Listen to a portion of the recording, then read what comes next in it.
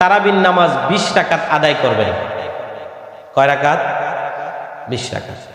সাহাবায়ে কেরাম সর্বসম্মতিক্রমে এই সিদ্ধান্তে উপনীত হয়েছেন যে তারাবির নামাজ কত রাকাত? 20 রাকাত। আপনারা একটু হিসাব করে দেখবেন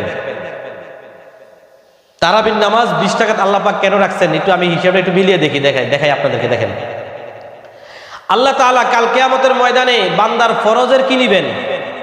হিসাব দিবেন। যদি ফরজের মধ্যে ঘাটতি হয়, আল্লাহ তাআলা ফেরেশতাদেরকে বলবেন, এরে আমার ফেরেশতারা, আমার এই বান্দা বান্দির আমলের মধ্যে দেখো কোনো সুন্নত এবং নফল আছে কিনা। যদি ফরজ পরিপূর্ণ হয় তাহলে তো সে কামিয়াব, সে সফল। আর ফরজের মধ্যে ঘাটতি হইলে আল্লাহ তাআলা ফেরেশতাদেরকে কি করবেন? আদেশ করবেন যে তোমরা তার আমলনামার মধ্যে কি দেখো? সুন্নত দেখো এবং কি দেখো? নফল দেখো। এই সুন্নত এবং নফলের মাধ্যমে ওই ফরজের ঘাটতি কি করা হবে? পূরণ করা হবে। এবার দেখেন, দিনে ফরজ এবং ওয়াজিব মিলে কত রাকাত হয়? ফরজ হইল 17 রাকাত। বলেন ফরজ কত রাকাত? 17। বিতরির নামাজ কত রাকাত? 3 রাকাত। 17 এবং 3 কত? 20। এবার আসেন, দৈনন্দিন সুন্নত 2 প্রকার, সুন্নতে মুআক্কাদা, সুন্নতে কি গায়রে মুআক্কাদা। মানে কিছু সুন্নত পড়তে হয়, আবার কিছু সুন্নত না পড়লে কোনো গুনাহ হবে না, পড়লে কি হবে? সওয়াব হবে।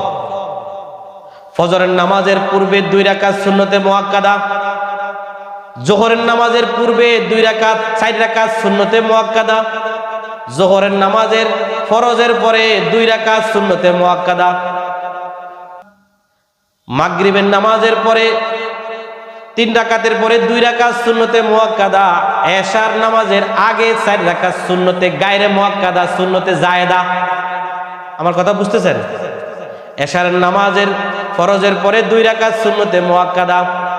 এভাবে সুন্নতে মুআক্কাদা সুন্নতে গায়রে মুআক্কাদা মিলাইলে 20 রাকাত হয়। কত রাকাত? 20 রাকাত। সময় সংক্ষিপ্ত, আপনারা একটু মিলিয়ে দেখবেন। ও আমার মা বোনেরা, এই ফরজের যদি হাসরের ময়দানে ফরজের ঘাটতি হয়, এই ফরজের ঘাটতি পূরণ করবে সুন্নত দিয়ে, নফল দিয়ে।